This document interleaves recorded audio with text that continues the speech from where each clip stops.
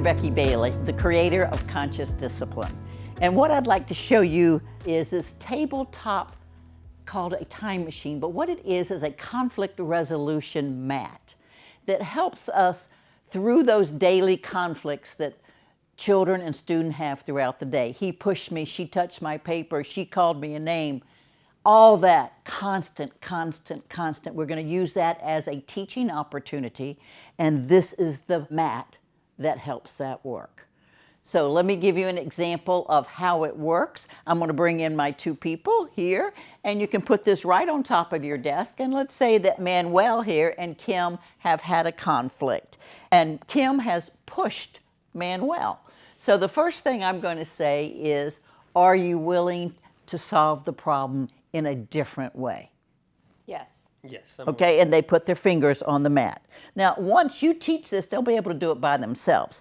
Then the next step is, while they're on the mat, the first thing they're going to do is take a deep breath in through their nose, exhale slowly, relaxing your body, your shoulders, your eyes, and you're going to take a next step. And this next step is designed to kind of open their heart, to get that little bit of forgiveness to come in from what has happened in the past. So look at each other in the eye, kind of wish each other well.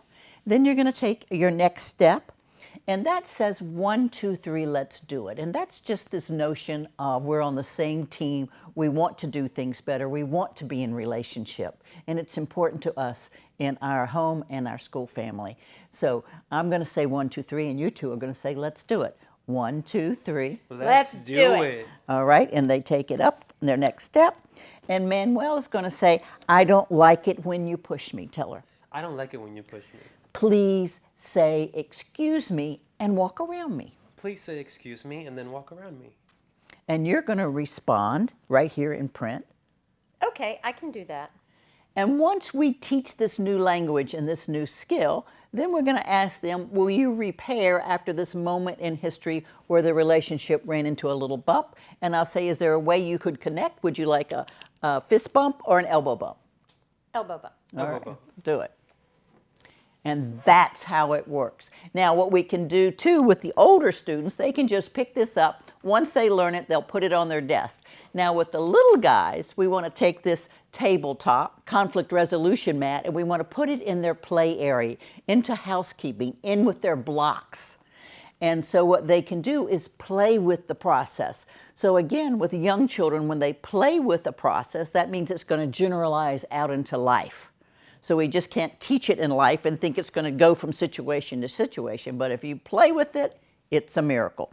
So then they can either use their little figures like this, and they can just put their figures, and they might just start just walking up and down the time machine, just and back and forth. And then ultimately they will learn the pictures. You can see the pictures on the side. So this little guy, first ones they need to take a deep breath, then they're going to wish well, then they're going to do their 1, 2, 3, then they're going to solve the problem. A goal is for them to have access to it in their play. And ultimately, as they are playing with it, the teacher might come over and say, oh, you're playing with the conflict resolution mat. You must have had a little problem. What did this little guy do? He pushed me. Oh, and there you go, and you start and play the game. So this is wonderful for older kids where you have a confined space. It's easy for them to grab it. It's a little more inconspicuous as they do it on their table as they practice their new skills. And for the younger ones, you teach it the same way, preferably in the larger mat, and put the small mat in the play area. So have a wonderful time with this tabletop conflict resolution mat we call the time machine, so that in each interpersonal conflict happening in your class, you will hear often 1, 2, 3. Let's do it.